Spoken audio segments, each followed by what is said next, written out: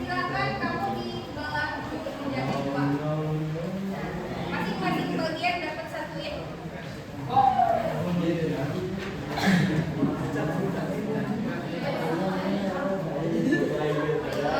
Kita kerjanya pakai tangan ya kan?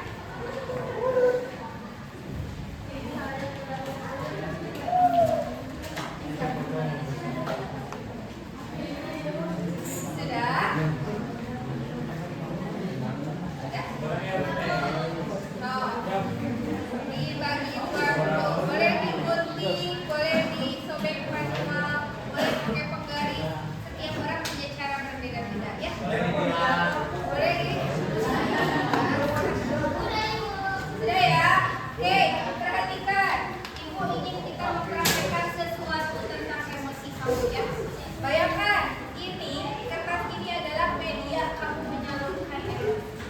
Ya, ketika kamu sedang bahagia, silakan kertasnya boleh dilurus-lurus ya. Nah, ketika kamu sedang marah, kertasnya nanti boleh kamu renungkan atau bahkan disobekkan, itu boleh ya. Kalau dibuang jangan dulu nanti ya. Kan kita harus mengumpulkan sampah di tempat yang gini. Ibu punya sebuah cerita. Ketika mendengarkan cerita ini, ibu harap kamu memejamkan mata ya, biar fokus merasakan emosinya. Tidur bu? Mau dibuka aja matanya? Tidur.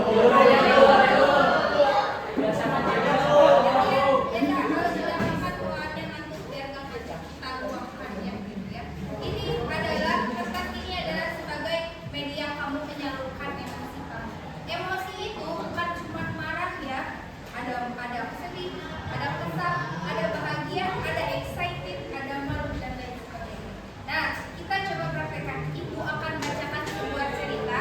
Kamu silakan setiap kali ada yang membuat kamu senang, silakan dilus kertasnya. Setiap kali ada yang membuat kamu marah, kamu boleh dirembukan kertasnya ya. Oke. Konsentrasi. Konsentrasi dimulai. Halo.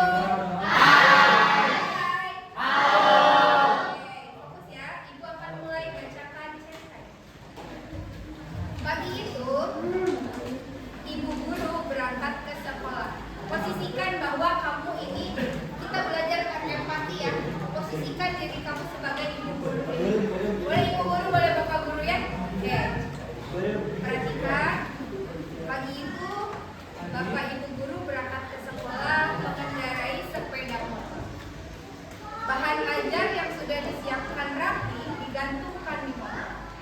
Namun beberapa meter sebelum sampai sekolah, motornya tiba-tiba mogok, kehabisan bensin. Dengan susah payah, bapak ibu guru mendorong motor hingga sampai ke sekolah. Medannya terjal, menanjak juga. Sampailah bapak ibu di kelas. Hampir semua murid datang tepat waktu. Namun belum sempat suasana stabil, Andi masuk terlambat. Ia hanya menunduk sambil berkata, "Maaf Bu, Pak, saya telat." Pelajaran pun dimulai. Namun ketika mau menggunakan bahan ajar, ternyata dia tersadar bahwa bahan ajar itu tidak ada. Mencari ke sana kemari, tidak ada, tetap tidak ditemukan. Dengan terpaksa Bapak Ibu mengajar menggunakan bayangan aktivitas mengajar yang dia miliki. Seketika materi pelajaran buyar.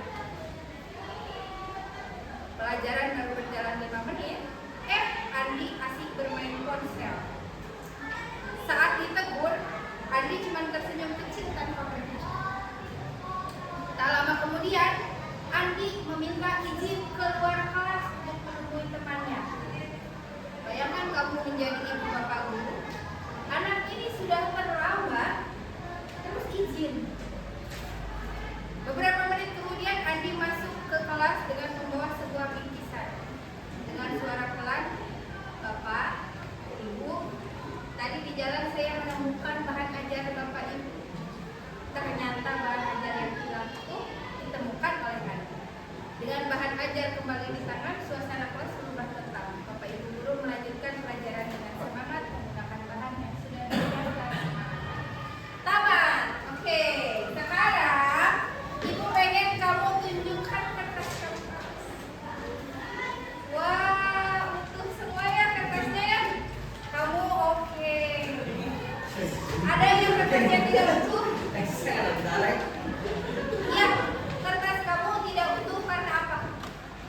Karena ini nyobain.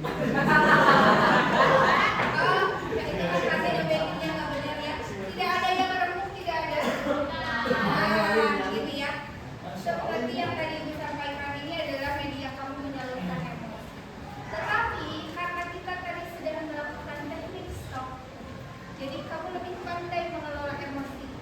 Meskipun kamu memposisikan diri kamu sebagai ibu guru yang mogok mendorong motor, udah gitu muridnya telat, tapi kamu tidak marah. Karena kenapa? Berarti kelas ini sudah pandai mengelola emosi terkadang. Oke, kertasnya boleh kamu pegang, nanti akan kita pakai lagi untuk kegiatan selanjutnya ya. Nih, ada 4 komponen sel sebagai fondasi masa depan.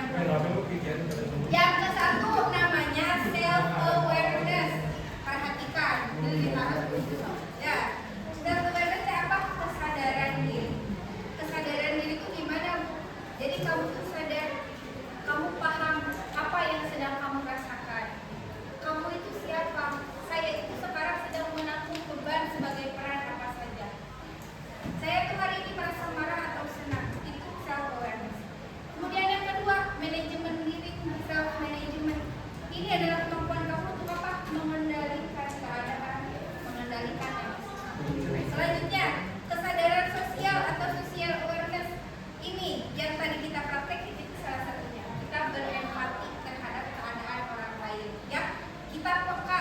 Kalau misalkan ini di kelasnya ada yang buruk aja, jangan-jangan dia lagi ada masalah.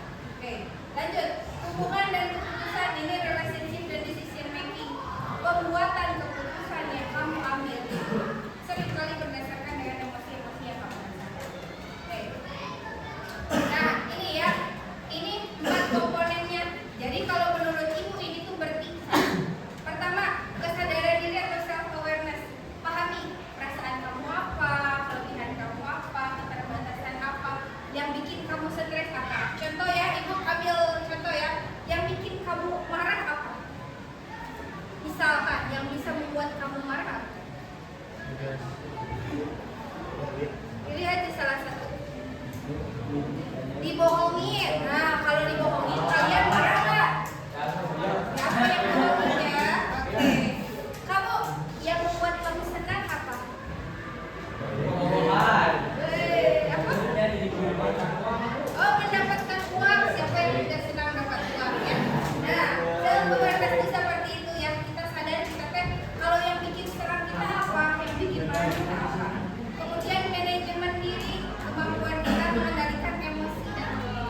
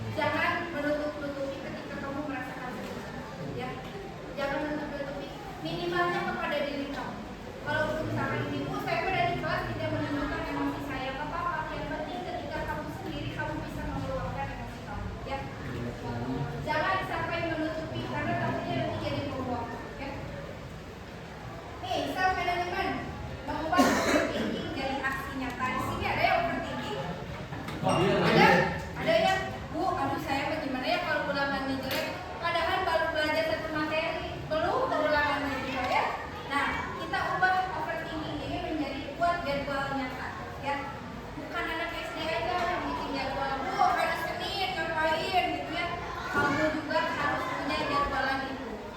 Lebih baik sih tertulis, karena kenapa sebagai pengingat. Tapi kalau tidak pun ya nggak apa-apa. Yang penting kamu udah tahu nih jadwalan setiap harinya kamu itu seperti apa. Jadi kalau ada sesuatu yang memang harus kamu lakukan itu sudah diprediksi dari awal, ya kegagalannya akan minimalisir. Lanjut, sosial awareness. Nih, siapa yang di kelas ini paling peka dan merasa? Iqbal. Iqbal. Kalau ada teman yang lagi sedih, kamu tahu nggak? Tahu Iqbal? Tahu dong, Bang. Kelihatannya biasanya dari apa? Lelaki maaf Karena itu ya. Nah, kembali lagi ya, karena dia mengalami, dia merasakan kalau laki-laki itu sedihnya gimana, makanya Iqbal lebih paham. Lanjut, ini relationship and decision making. Pikir menjalin hubungan dan pengambilan keputusan. Kamu berani komunikasi ke orang tua soal pilihan jurusan dan siap dengan plan B. Sudah merencanakan mau jurusan apa? Sudah punya plan B-nya. Sudah ya, kita harus menjadi orang yang well prepared. Prepare dan well adaptive. Ya, ketika kita belum masuk di pilihan pertama, kita harus punya pilihan kedua. Ya, kalau perlu pilihan ketiga boleh, tapi jangan sampai fokus kalian dia. Ya, terus orang tua pasti dong ada ya di sini orang tuanya pengen, pokoknya kamu harus masuk ke sana. Ada nggak? Ada. Contoh misalkan siapa? Ada nggak yang orang tuanya menyuruh kamu masuk ke mana? Kamu Iqbal, tentara, tapi kamunya mau atau enggak? Setengah mau. Tapi maunya Ke hukum. Oke, sebenarnya itu masih sejalur ya, masih sejalur. Nah, Iqbal, untuk menyelaraskan keinginan kamu dan orang tua harus ada komunikasi. Yang paling mengenal orang tua kamu adalah kamu. Jadi kamu harus tahu kapan harus berkomunikasi dengan orang tua, kondisinya sedang seperti apa. Nah, lanjut lagi ya. Nah, kita sekarang bermain ya. Kita sekarang bermain mengungkapkan emosi kamu. Tadi kertasnya masih ada? Alat tulisnya ada? Biar bergerak ya, biar berpikir, biar nggak kantuk karena tadi udah makan. Ibu kasih kamu tugas ini. So, sekarang nomor 1 dulu kita isi berbarengan ya. Nomor 1, jawab soalnya nggak perlu dituliskan. Ibu bacakan, silakan kamu ungkapkan singkat, padat dan Hah? Dinamain boleh, boleh dinamain. Kalau misalkan menurut kamu tidak perlu, tidak bisa. Ya. Oh ini kan saya yang merasakan orang lain tidak boleh tahu, berarti nggak apa-apa. No name kamu, ya. 2 dan 1. Silakan kamu tuliskan emosi apa yang paling sering muncul minggu ini. Tuliskan 1 maksimal 2. Tuliskan emosi apa yang paling sering muncul minggu ini. Minggu ini aja ya. Sudah? emosi. Sudah. Emosi itu banyak ya. Emosi itu banyak. Yang kedua, 1 hal konkret aja yang saya lakukan ketika emosi itu muncul. Misal kalau kamu lagi marah, apa yang kamu lakukan? Meredapi.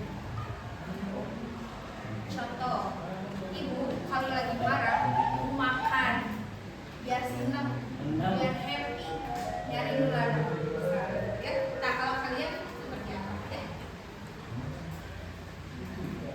Sudah?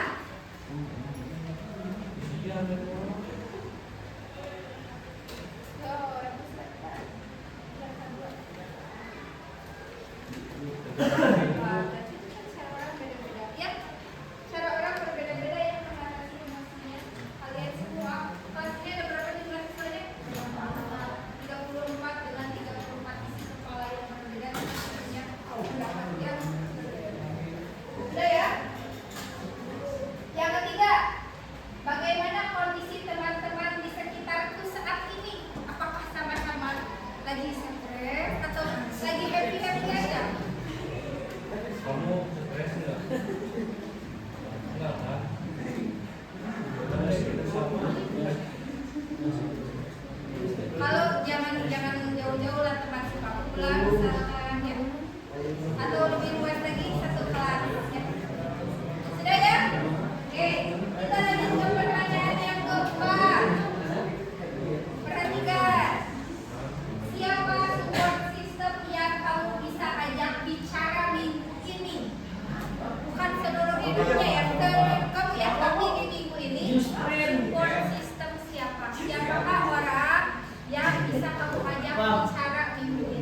tentang apa yang kamu rasakan. Mau menulis kasih juga boleh. Kasih nama lah, Bu. Mau nggak dinamain nggak apa-apa. Mau dinamain misalkan Bu, saya mau masalah. Nama sebutan, Bu. Ya boleh. Nama samaran pakai inisial gitu boleh. Boleh, Bu. Sudah selesai.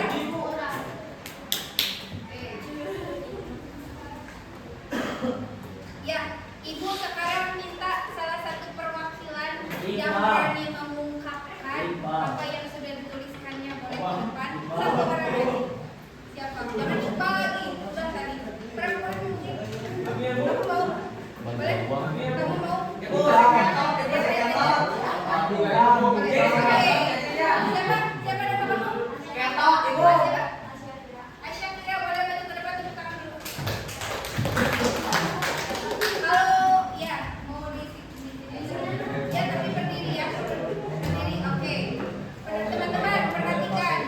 Syakira mau bercerita tentang perasaannya minggu ini.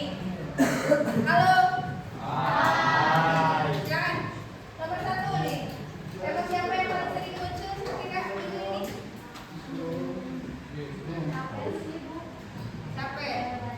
Capek belajar karena awal-awal ya masih awal-awal. Yang kedua, satu hal yang kamu lakukan ketika emosi itu muncul memakan sedikit nggak? Jauh dari orang-orang, soalnya takut. Nah, iya, ini jawaban nomor 2-nya berkaitan dengan nomor 3. Karena dia tidak mau emosinya itu mempengaruhi dan mengganggu teman-temannya, jadi dia cenderung menjauh dulu bentar deh, biar tenang dia. Nanti udah tenang dia siap sosialisasi lagi. Oke, nomor 4. Maaf, nomor 3. Kondisi teman-teman kamu gimana? Sama seperti kamu? Kayaknya. Nah, mikirin SNBT, PKH, SNBP, betul? Oke, yang keempat. Siapa supervisor yang bisa kamu ajak bicara minggu ini? Oke, keluarga ya, keluarga. Ya, seperti itu. Terima kasih atas kita tepuk tangan. Nah, gimana? Ada yang tidak berhasil menuliskan? Ada? Ada yang tidak berhasil menuliskan? Aku udah menuliskan. Siapa yang belum berhasil menuliskan? Faiza, Bu. Faiza belum nulis? Udah semuanya ya? Nah, dengan dilakukannya latihan ini berarti kamu sudah sadar apa yang kamu rasakan. Sadar ya? Sudah paham apa yang membuat kamu marah, senang, sedih, dan lain sebagainya. Paham ya? Di self awareness kamu berarti kamu udah oke. Yang kedua, self management. Tadi ketika mendengar cerita yang bikin bete sebenarnya, tapi kamu bisa tetap tenang. Karena kenapa? Kamu coba mengelola emosi kamu. Kamu paham bahwa emosi kamu ini akan mempengaruhi kegiatan kamu ke depannya. Ya. Selanjutnya yang ketiga, self social awareness. Kayaknya udah pada peka ya di kelas ini bahwa kita sedang dalam posisi yang sama. Adaptasi dalam hal apa? Dalam hal sosial dan dalam hal akademik. Ya. Kalian sekarang kelas 12. Apapun itu faktornya mau internal dalam diri ataupun eksternal dari luar itu akan sangat mempengaruhi. Maka dari itu kemampuan kamu mengendalikan diri, emosi dan stres itu sangat penting di kelas 12 ya.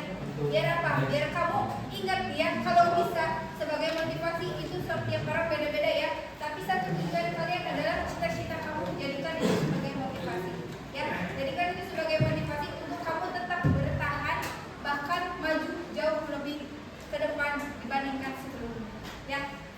Paham ya? Selanjutnya ini yang keempat, relationship and decision making. Kalian sudah sadar betul bahwa kita itu makhluk sosial ya.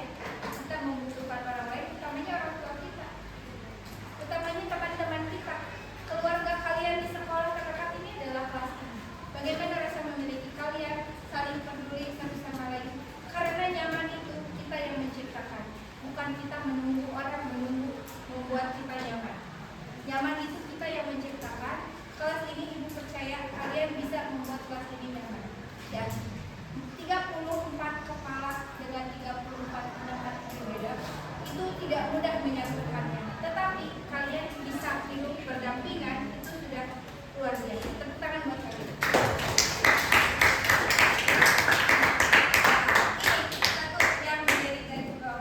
You can control the outcome, but you can control the effort and reaction. Jadi kamu gak bisa mengontrol hasilnya seperti apa, ya. Tapi kamu bisa mengontrol bagaimana kamu bereaksi, bagaimana perjuangan kamu, ya. Sekarang misalkan Bu, untuk saya lulus itu apakah harus pintar? Pintar saja juga tidak cukup, ya. Apakah harus pintar? Yang penting kamu berusaha maksimal. Kamu tahu kok kemampuan kamu sejauh apa. Ibu percaya, ya. Sekarang Bu, saya merasa belum sanggup, tapi saya merasa belum, bukan tidak. Belum itu artinya akan.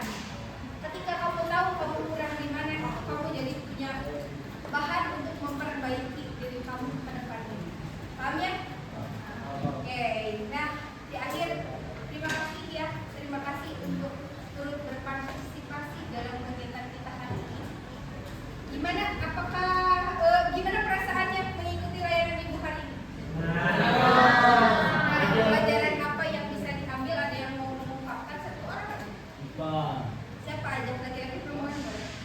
Ada yang mau mengungkapkan perasaannya? Kamu boleh perwakilan di situ aja. Ya. Gak apa-apa kamu aja. Gimana perasaannya setelah melakukan kegiatan kita hari ini?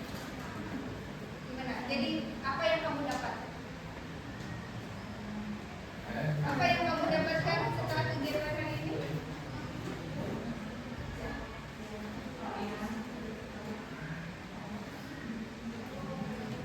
Oke, jadi lebih tenang gitu ya. Jadi bisa mengelola emosi. Jadi tahu nih Bu, sebenarnya ternyata untuk merencanakan masa depan itu bukan cukup informasi tulisan aja, tetapi ternyata harus ada yang dibenahi dalam diri kita dulu sebagai motivasi tim tertentu. Oke, anak-anakku, selamat pagi. Nah, 3 kali ya kalau Ibu bilang selamat pagi. Pagi, yang semangat ya. Bukan ini udah siang. Gak apa-apa, semangatnya harus seperti pagi-pagi ya. Selamat pagi. Oke. Sekarang untuk memfokuskan lagi konsentrasi kamu, kita punya tepuk. Kalau misalkan Ibu menjulurkan tangan ke depan, berarti kamu ha. Ya. Kalau Ibu tangannya ke atas, hu. Siap.